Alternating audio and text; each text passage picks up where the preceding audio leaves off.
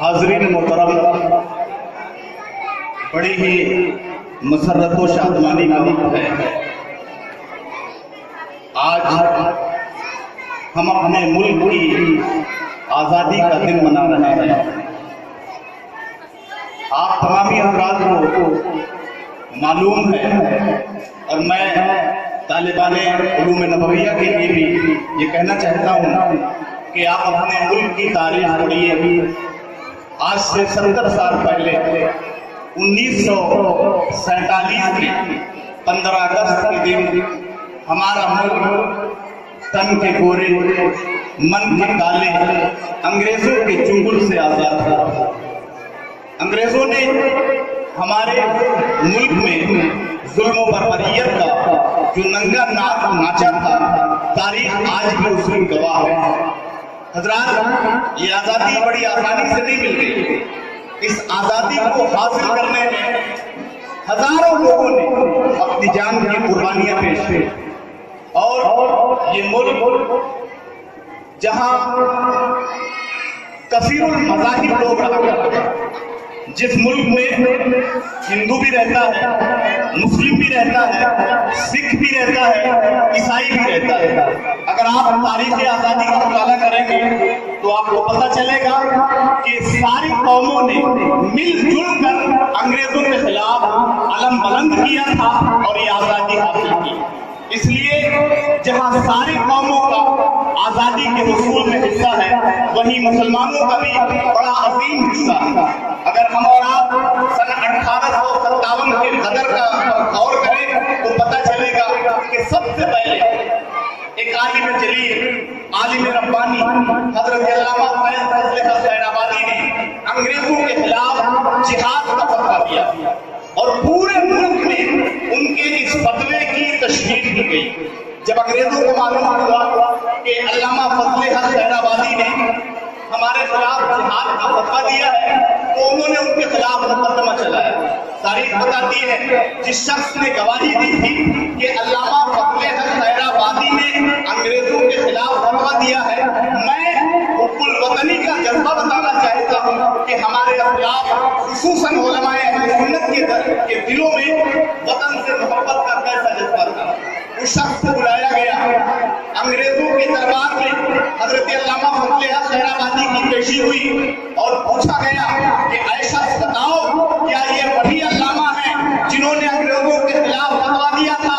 تو تاریخ بتاتی ہے کہ حضرت علامہ فضل حق خیرآبادی کے چہرے کے روپ میں وہ کانپنے لگا تھا، اور اس نے کہا نہیں، یہ وہ چہرہ نہیں ہے، میں نے ان کو فتویٰ دیتے نہیں دیکھا، لیکن میں قربان جاؤں کیا جذبہ حب الوطنی تھا۔ حضرت علامہ فضل حق خیرآبادی اپنی جگہ کھڑے ہو جاتے ہیں اور کہتے ہیں اے انگریز، تو اس گواہ سے کیا پوچھتا ہے؟ خود مجھ سے پوچھ لے۔ ہاں ہاں، میں نے ہی تم لوگوں کے خلاف فتویٰ دیا ہے، میں نے ہی اپنے ملک کو آزاد کرانے کی ٹھانی ہے۔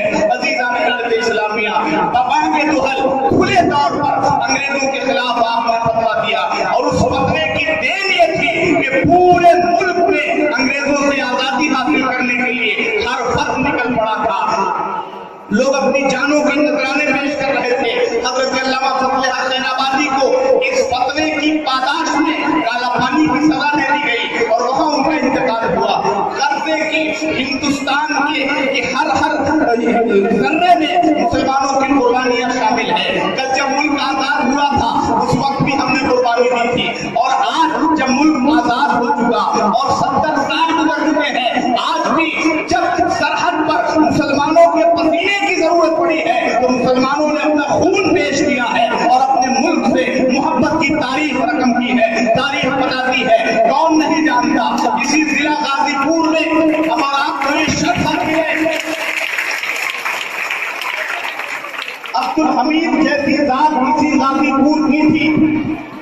آج ہمیں یہ کہا جاتا ہے کہ ہمارے دل میں قوم کی محبت نہیں ہے، ہمارے دل میں ملک کی محبت نہیں ہے۔ آج لوگ ہم سے محبت کے ثبوت مانگتے ہیں۔ ارے جب سے ملک آزاد ہوا ہے اس وقت سے آج تک مدارس اسلامیہ میں ہمیشہ ملک کا جھنڈا پھہرایا گیا ہے، ہمیشہ قومی ترانے گائے گئے ہیں، ہمیں کسی کے سرٹیفکیٹ کی ضرورت نہیں ہے۔ ہم تو کل بھی یوم آزادی مناتے تھے، آج بھی مناتے ہیں اور کل بھی آزادی مناتے करते रहे हैं। हम अपने तलबा को हिफाजत करके मैं कहना चाहता हूँ कि इसी गाजीपुर की जमीन पर वक्त का एक ऐसा जयाला पैदा हुआ जिसने पाकिस्तान के ग्रीन टैंक को उड़ाकर हिंदुस्तान की आजादी की हिफाजत की थी।